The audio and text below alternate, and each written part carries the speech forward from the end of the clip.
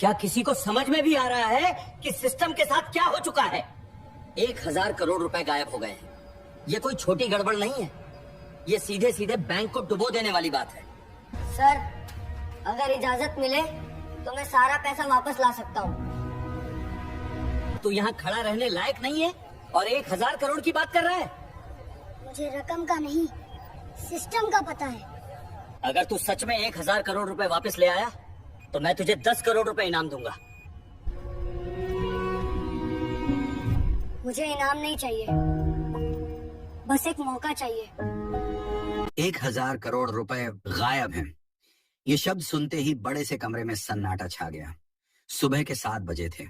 शहर अभी पूरी तरह जागा भी नहीं था, लेकिन इस विशाल बैंक की इमारत में डर जाग चुका था। कंप्यूटर स्क्रीन पर नंबर घूम रहे थे, लाल निशान चमक रहे थे और अधिकारी एक दूसरे की तरफ देख रहे थे। पैसा किसी खाते में नहीं गया था, ना विदेश, ना किसी आदमी के पास। वह बस सिस्टम से जैसे मिट गया हो। ये कोई आम बैंक नहीं था, ये देश का सबसे बड़ा डिजिटल बैंक था, जहां हजारों कंपनियों और सरकारी योजनाओं का पैसा रखा जाता था। अगर यह खबर बाहर चली जाती तो बैंक की इज्जत ही नहीं, पूरा सिस्टम हिल जाता। इसी बैंक की पिछली दीवार के पास फुटपाथ पर एक 15 साल का लड़का बैठा था। नाम था कबीर।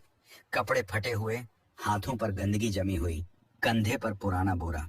लोग उसे रोज देखते थे, लेकिन कोई पहचानता नहीं था। सब उसे बस एक कूड़ा बिनने वाला समझते थे। कबीर कम बोलता था।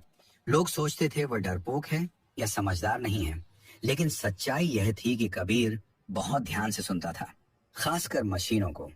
ट्रांसफार्मर की आवाज, जनरेटर की गूंज, सर्वर के पंखों की हवा, उसे यह सब अलग अलग लगती थी, जैसे हर मशीन कुछ कह रही हो। आज उसे कुछ गड़बड़ लगी। बैंक के पीछे लगे सर्वर कूलिंग सिस्टम की आवाज बार बार रुक रही थी, हर थोड़ी देर में, जैसे मशीन सांस रोक रही हो। कबीर खड़ा हो गया। उसने दीवार के पास कान लगाया। उसका चेहरा गंभीर हो गया। उसने खुद से कहा, ये चोरी नहीं है, ये सिस्टम का रास्ता बदला गया है। उसे अपने पिता याद आए। पिता कभी इसी बैंक में इलेक्ट्रिकल काम करते थे। एक दिन सिस्टम फेल हुआ और सारा दोष उनके सिर डाल दिया गया। उसी दिन से कबीर की जिंदगी सड़क पर आ गई। बैंक के अंदर अफरा तफरी मची हुई थी। आईटी टीम पसीने में डूबी थी। पुलिस को फोन किया जा चुका था। मीडिया की गाड़ियां बाहर आने लगी थी। हर मिनट की देरी बैंक को और डुबो रही थी। कबीर ने बोरा नीचे रखा और पहली बार बैंक के मेन गेट की तरफ बढ़ा। उसके कदम झिझक रहे थे, लेकिन आंखों में डर से ज्यादा जरूरत थी। गेट पर खड़े गार्ड ने उसे देखते ही डंडा उठा लिया और ऊंची आवाज में बोला,